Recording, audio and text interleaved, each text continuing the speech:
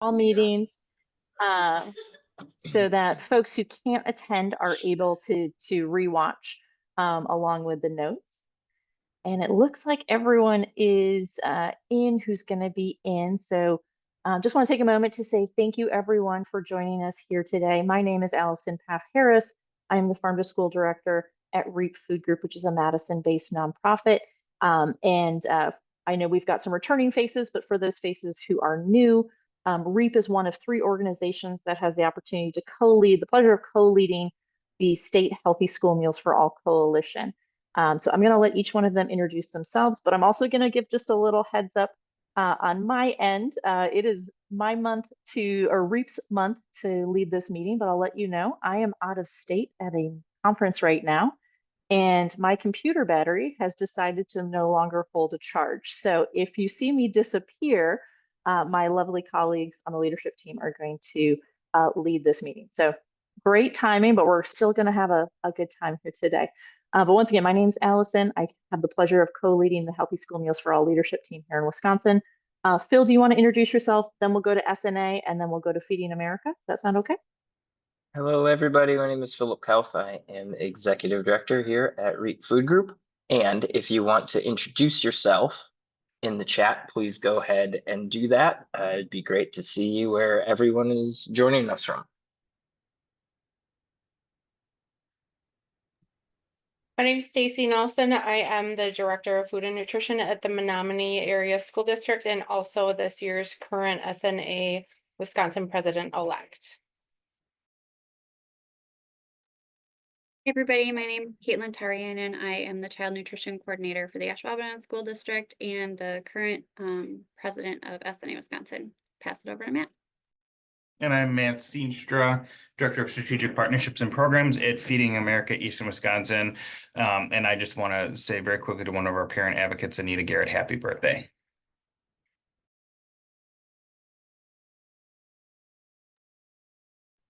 Jackie, do you want to introduce yourself as well? Sure. I'm Jackie Anderson, Executive Director at Feeding Wisconsin and new to the leadership team. So it's great to see so many people here. Thank you. Wonderful. Thank you, everyone on the leadership team for introducing yourself. And thank you, everyone, for introducing yourselves in the chat. Absolutely wonderful. And a big shout out. Yes, happy birthday, Anita. Happy birthday. I've dropped the agenda a couple times here in the chat, and we'll keep doing that throughout. But just letting you all know how our coalition call is going to happen today. I see Representative Francesca Hong on the call, and I believe State Senator Chris Larson is going to be hopping on as well.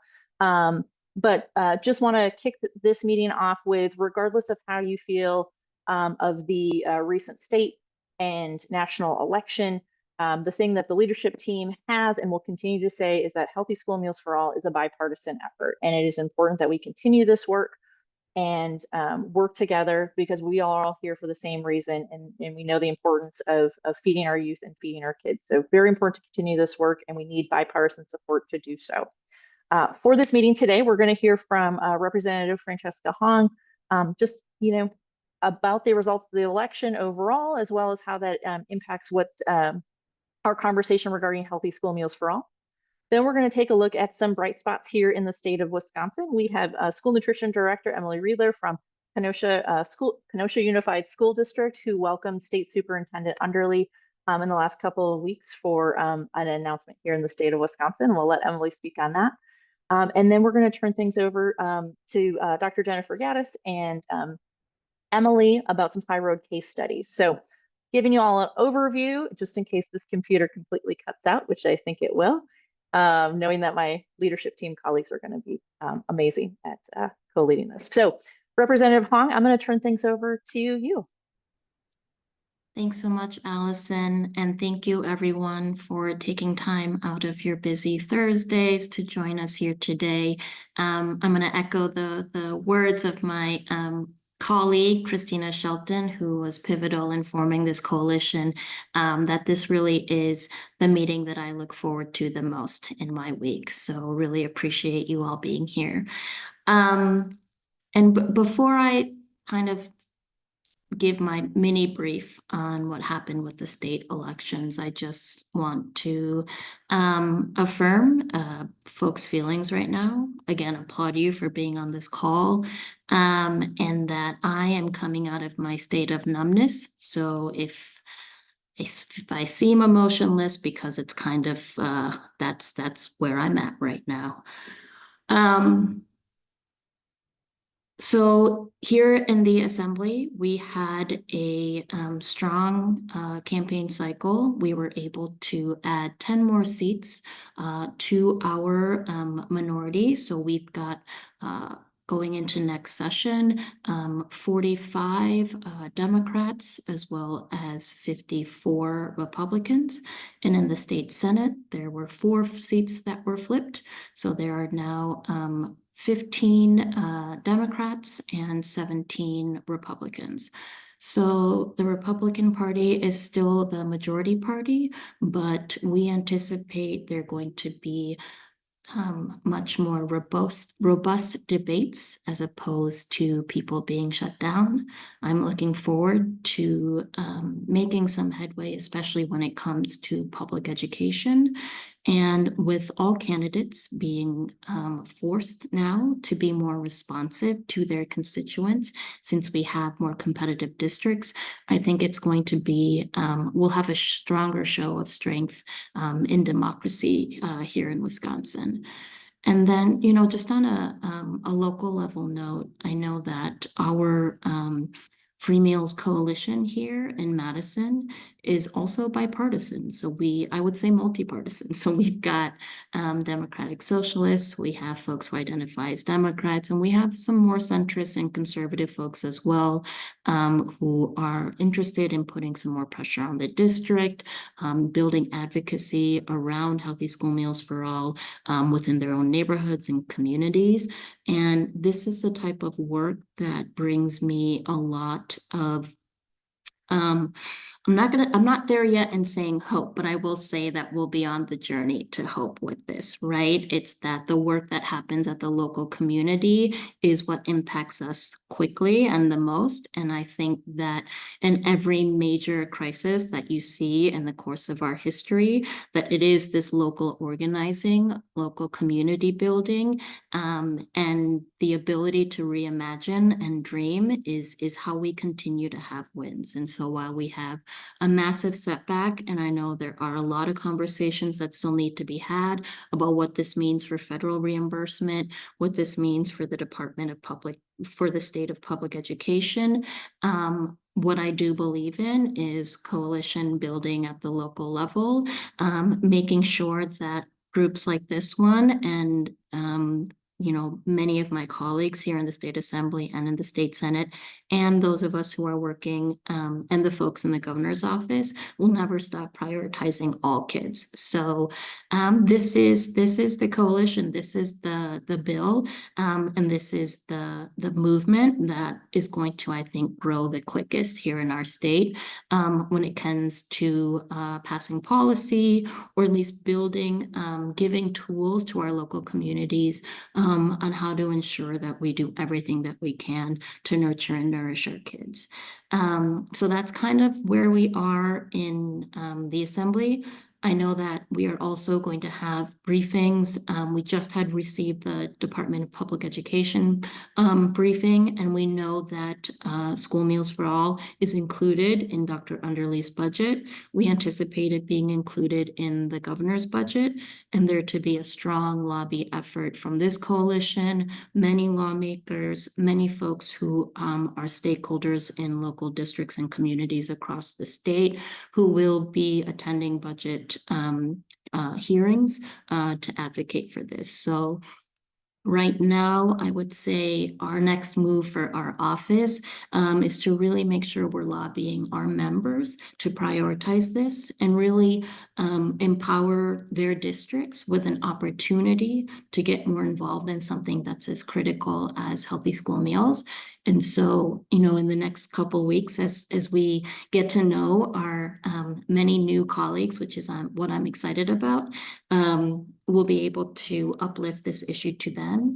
And then once we start session in January, my plan is to try to target a couple of members in the Joint Committee on Finance, and we'll know the final makeup of that committee sometime next month, to try to really start lobbying hard on this bill.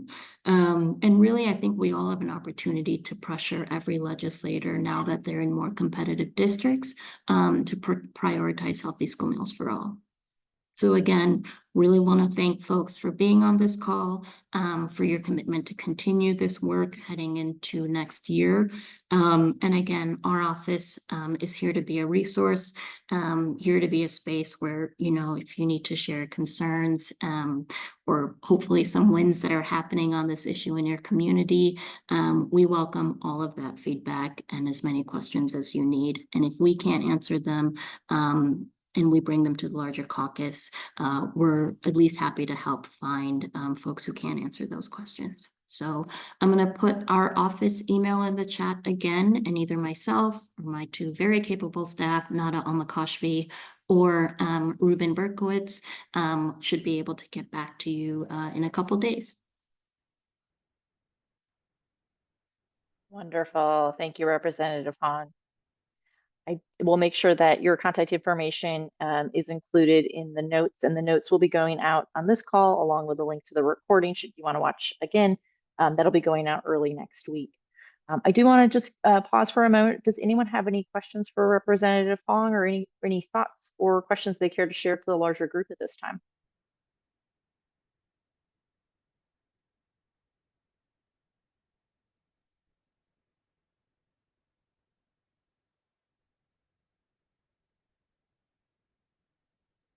All right, hearing silence, we'll move on to the next portion of our agenda and looking at what have been those bright spots here in the state of Wisconsin since our last Healthy School Meals for All call. And I'm going to turn things over to Emily Riedler in Kenosha to share a little bit about Emily's experience hosting Dr. Underly a couple weeks ago. Emily, can I turn things over to you? Absolutely. Thank you, Allison. It's nice to be here. We had quite the exciting Friday morning, and Matt was here as well. And Dr. Underly came and announced her budget items relating to school meals, funding the school breakfast program with the reimbursement rates, 15 cents per meal, fully funding the school day milk program. And whether you are familiar or not, that is a pot of money, and the schools submit their reimbursement, and then it's divvied out amongst them. So definitely not always getting the full cost of that reimbursement back. I believe she also talked about local food supply chains and creating some programs in order to strengthen those abilities for local farmers and incorporating them into those programs. One of the reasons why Dr. Underly and her staff chose to come to Kenosha for that announcement was because we are a 100% CEP school district. So while not exactly the same thing as what she's proposing, we can see the benefits of what healthy meals for all, the impact that has. So during the pandemic, we were able to serve all of our students for free. And then in the 22-23 school year, when we had to return to normal, we really saw the detrimental effects of what that did for many families. They really relied on those meals, with our free and reduced percentages and the guidelines for that. Even families who don't qualify may still really need access to those free meals. And so we had made the decision with the support of the school board to go to 100% CEP. And we're now in our second year of a fully CEP school district, and seeing our increase in participation going up. You know, the data that I shared at that press conference is already it's already old because our participation continues to increase. We had about a 13% increase from the start of the school year through the 20 something of October compared to last year at the prior year to that time. And we just continue to see our participation go up with receiving you know, a little bit higher reimbursement rate, being, you know, at 73% free reimbursement with that program. We're able to try new things and offer different products that maybe we couldn't have because the reimbursement rate doesn't necessarily cover that, or, you know, increasing a paid meal to the price that you would need it to be would not have participants. So that has really helped us, and families are very appreciative of that. I know as a mom with a student in this school district, it's really nice to know that I can just send my son to school and I don't have to worry about, is there money in his account? Did I pack him a lunch today? You know, so you know, definitely the benefits of those free meals, of, you know, better attendance and better test scores and behaviors that are not going all over the place because the students, you know, aren't receiving access to those meals that really truly need it. So it was quite the experience. It was a really great morning. They were able to see our facilities here. And I know Matt shared some really great insights. So yeah, it was just a really great time and really kind of energizing, I think, you know, to kind of remind in this light of everything, just to kind of keep going. And, you know, in, you know, being a school nutrition professional, my goal is to just feed every student every day. And so if we can continue that across the state, that's very important. And then it wouldn't put a local school district kind of on the hook for doing a CEP program, because we kind of take that risk and that gamble that we will be able to sustain that. With the passage of this budget request, then that wouldn't be a consideration. So every school, you know, could do that, and the amount of kids we could feed, I think, would just be great. So that's what I have to share. Thank you, Emily, so much for sharing with us here, and thank you for being an amazing representative of school nutrition professionals in Wisconsin, and for hosting Dr. Underly. Want to pause. Does anyone have any questions for Emily? And I know Matt was on the call. I'm not seeing him right now, so he may have had to step away. But does anyone have any questions for Emily or Matt from Dr. Underly's visit?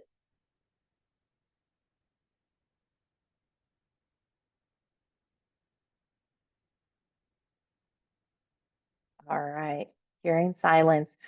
Just to kind of let you know, next steps of what the leadership team is thinking about is we will be, you know, chatting over the coming days, coming weeks, thinking about those tools that we can develop and share out with you all to talk with your representatives about why this is so important. So I will say, stay tuned. We've got some things that are we've got a new handout that is just needs a few updates with announcement of the recent proposals from Dr. Underly, but we will be distributing that out, so you've got access to that to talk about healthy school meals for all and why this is so important in the state of Wisconsin. I did want to add, and I dropped it in the chat, Emily did a wonderful job of outlining the proposals from Dr. Underly. They're also included in the agenda, as well as there's the official press release from DPI. I also, in the agenda that you note that we're not going to take too much time to dive into right now, but just wanted to uplift, again, some bright spots in Wisconsin and the reason why that we do this work, and then the continuing this work is so important.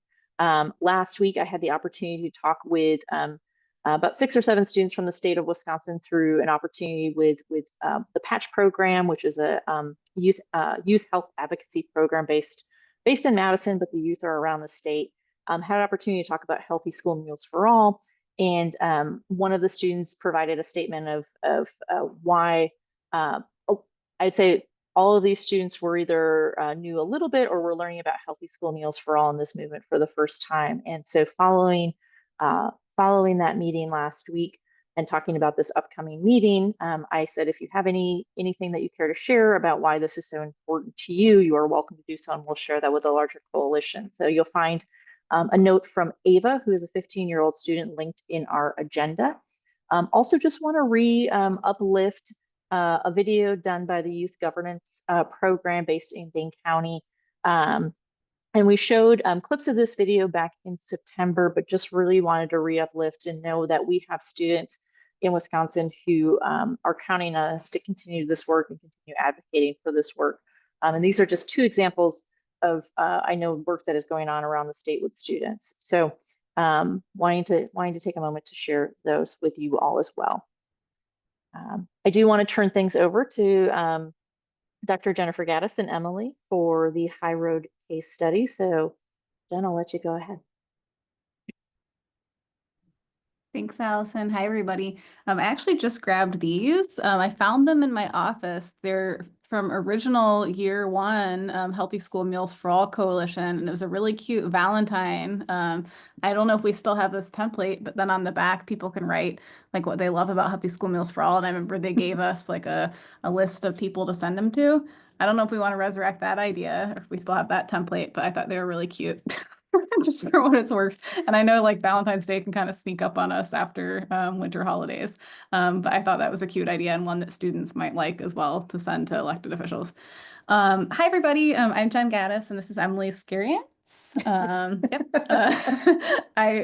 Emily has been my wonderful advisee for a little over a year and worked with me and a few people, so mainly Bobby and Mike, who I don't know if they're on the call somewhere, and other members of the Healthy School Meals for All Labor, Wages, and Working Conditions Coalition, which Representative Hong and also Representative Shelton, when she was involved, were pretty heavily involved with as well.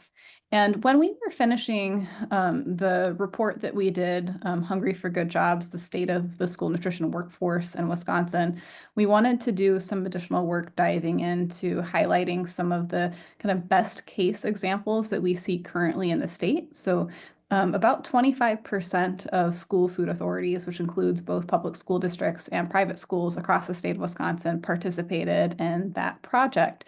And looking at their data, we tried to select a few that we thought had comparatively higher wages or benefits, and to sort of figure out, well, how is it that they're doing that? Like, what's the story about how that's working financially, and also like what's the culture of that particular place in terms of how their school meal program looks.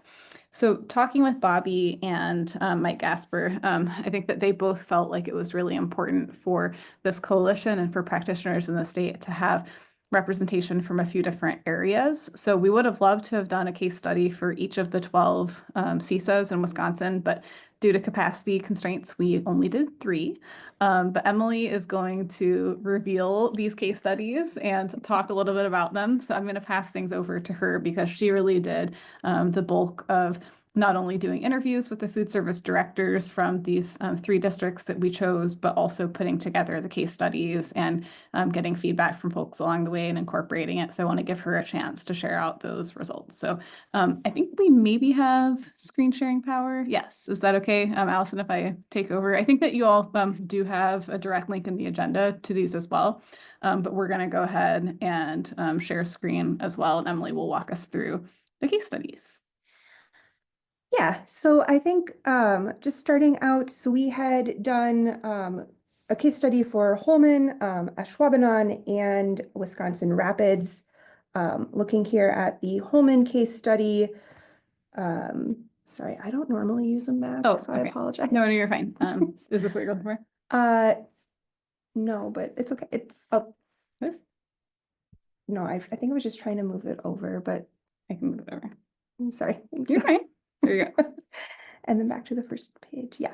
And so all 3 of the case studies kind of follow the same overall general pattern. So our first page largely just highlights a particular program that particular district is engaging in. So for Holman, that was really just highlighting a lot of the work that they've done with some kind of farm to school concepts where they're sourcing some of their produce from a lot of local producers, as well as actually partnering with their local FFA and actually having student grown produce that's being incorporated into some of their school meals.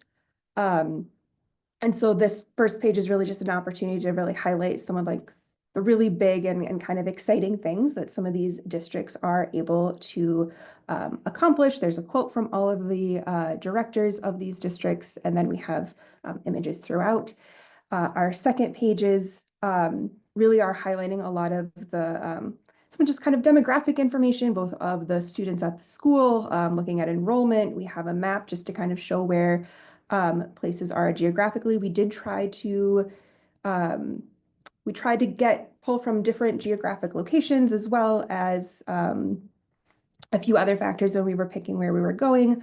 We highlight the wages that are currently being paid or were for the 23-24 school year. And then for the last page is really just highlighting a lot of the work for on the ground school nutrition staff, where nutrition directors really talk about the role that staff play in their ability to be successful. And then all of the case studies end with these kind of success strategy summaries.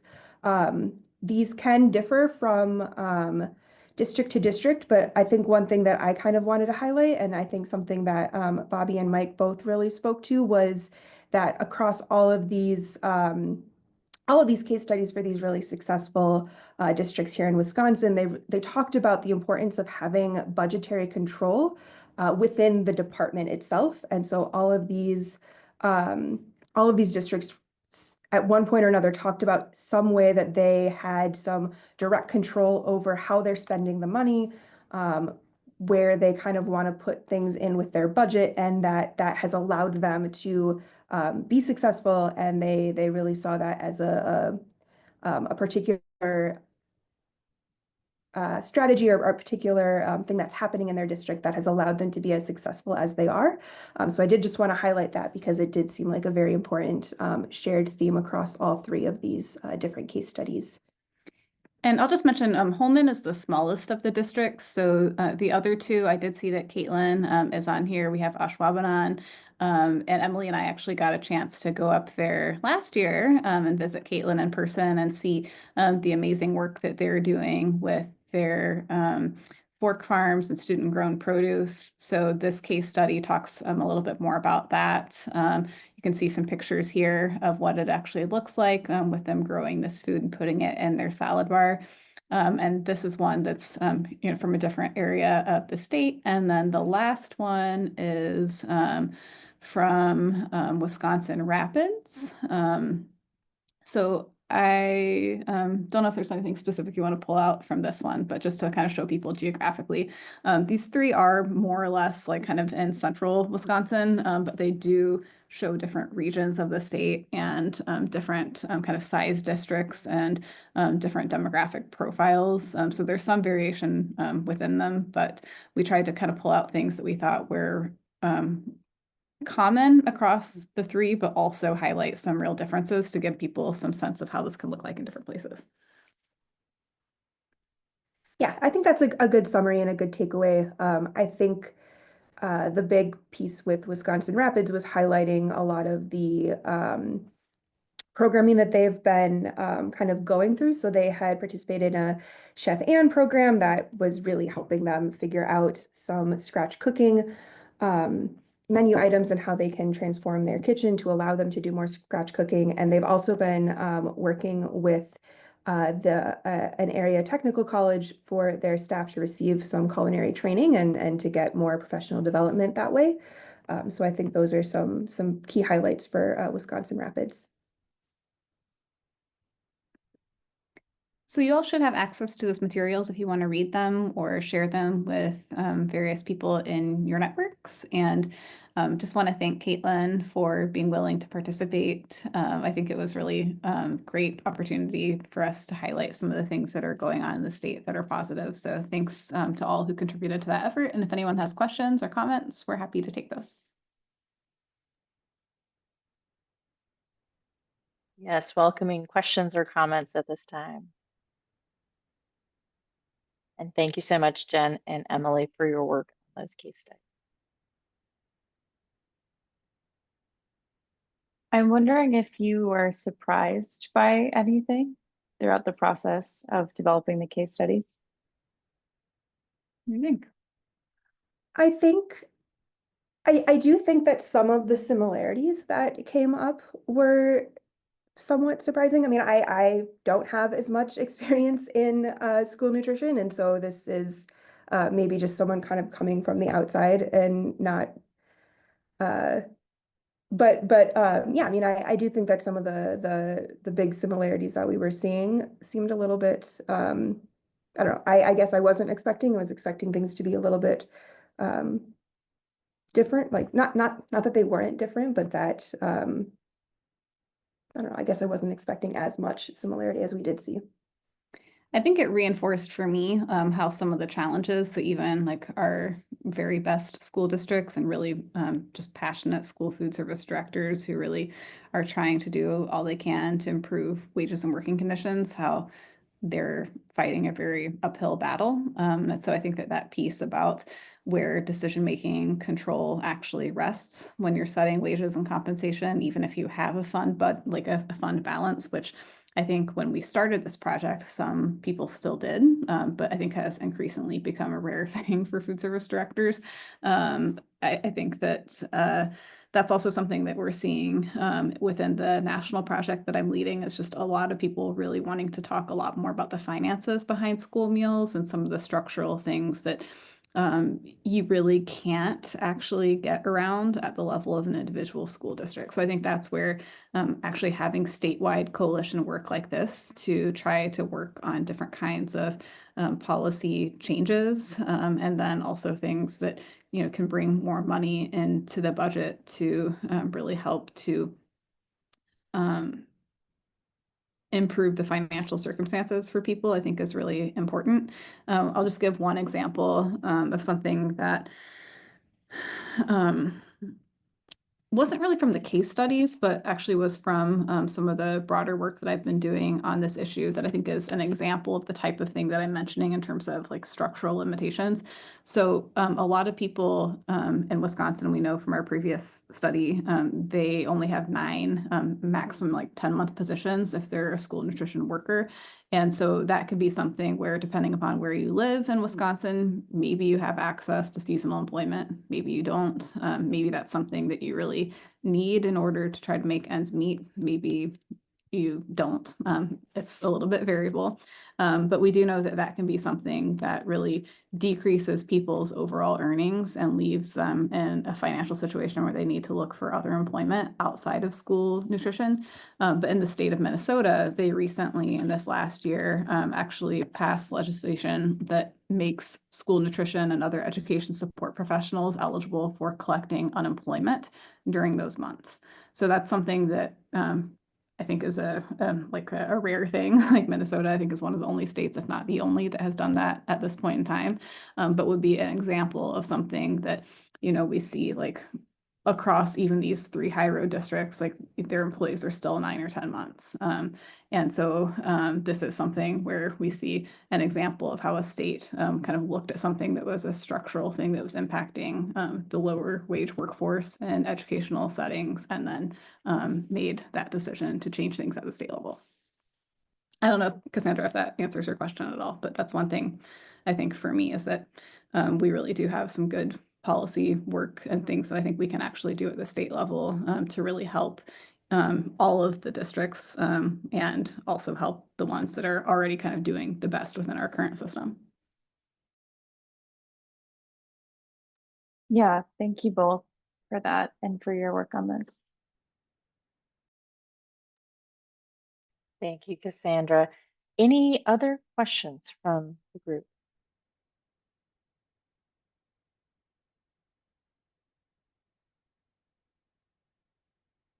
All right.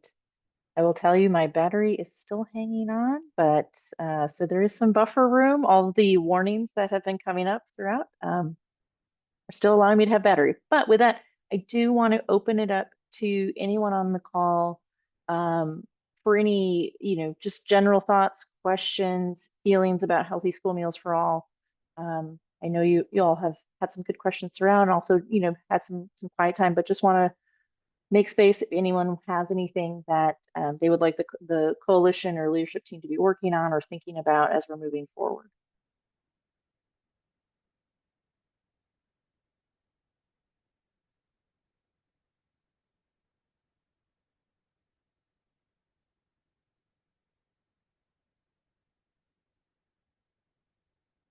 Okay. Well, do know that you can always reach out with any questions or comments. You can respond right directly back to the reminder emails that come from me, and I will share with the leadership team. That brings us to the end of our agenda for today. Did want to give just a couple quick shout outs about some upcoming conferences and events. And Caitlin, can I turn things over to you to talk about those? Sure. We have 2 state conferences coming up in the next couple of months here. So the first one coming up is December 10th through 11th. That's the SNA Wisconsin Partnership and Industry Conference in Wisconsin Dells. In the agenda, we will link registration if anyone is interested in attending. And then also the Wisconsin State Education Convention, which is January 22nd through the 24th in Milwaukee. People from the Healthy School Meals for All Wisconsin leadership team will be there along with SNA, hosting a booth and a session to educate our school boards and our district administrators on the need for healthy school meals for all of the students in our state. We know that garnering support from our administration and schools is so incredibly important. So we're hoping to make some great connections there and really get people on board with our program. We also want to welcome some of our new members. We have Lauren Izzo here today from Gen Youth. Lauren, I don't know if you want to come off mute and tell us a little bit about Gen Youth and what you guys do, but we'd be happy to hear from you quick before we leave today.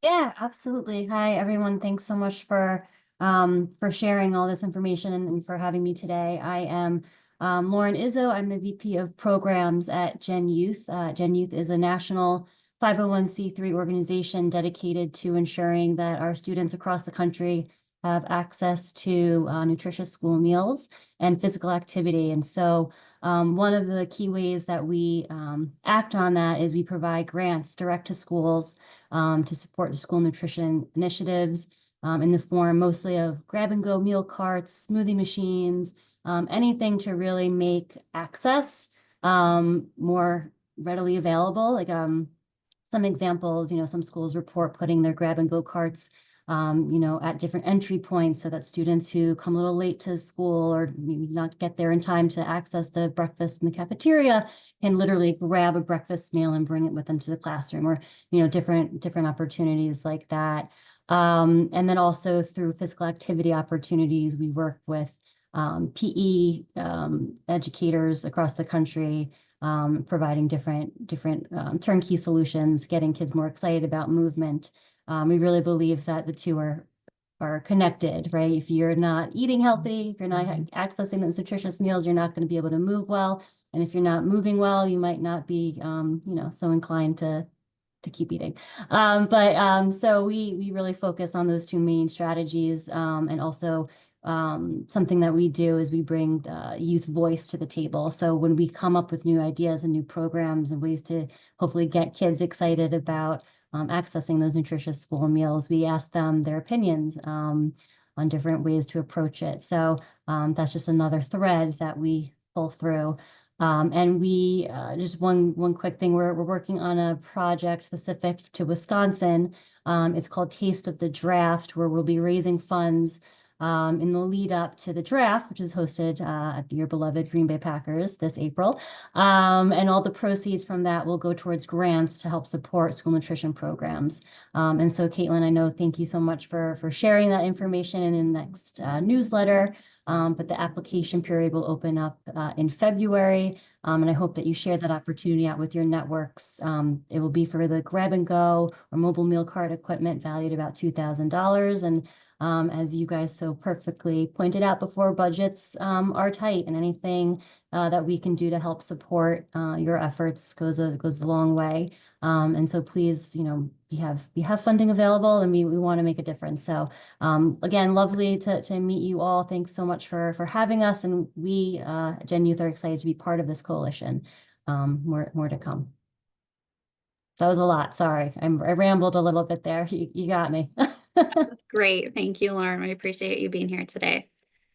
All right, Allison, I see you're on your phone now. I'll let you take it away. I spoke too soon about my battery. It definitely just cut out. So yes, finishing up here on my phone. And I did see Senator Chris Larson on the call now. And Senator Larson, just wanted to make space to see if you had any words to share along with, I know Representative Hong joined us at the beginning of the call, but just wanted to see if you had any words to share with the coalition with your thoughts at where we are right now. Thanks for calling me out. I was in the background, but yeah, I'm very happy. I think that if anything, that there was a chance to be able to talk about healthy school meals for all nationwide, and it was one of the most popular items as people discussed it. So I think going into this next session, it is something that's a priority for us, for I know my office and Fran's office to continue to push and finally make happen. Budget requests went in today for legislators for the governor, and so I know that there are quite a few of us who had that as a top item. And then, of course, we'll have the budget early in the next the new year, and then whether it's in there, and I believe it'll be in there. It was in Governor Evers' last budget, and that'll give a chance for all of us to push through that. I will say that as a piece, I'm going to talk to you about this directly, Allison, but we got sidetracked, so I'll say it directly to everybody. For those of you that are Top Chef fans, I know that there are a couple directly. I had a conversation with our home contestant, Dan Jacobs, and this is one of his top 3 priority things to try and get involved in governing, that he wants to get behind. So I do want to make that connection with you, Allison, and figure out how he can best do that. So that's it for me. Thanks everybody, and thanks for all we're doing. We're closer than ever. Awesome. Thank you, Senator Larson, and look forward to that connection. I want to just pause. Anyone have any questions for Senator Larson or anyone else on the call before we close?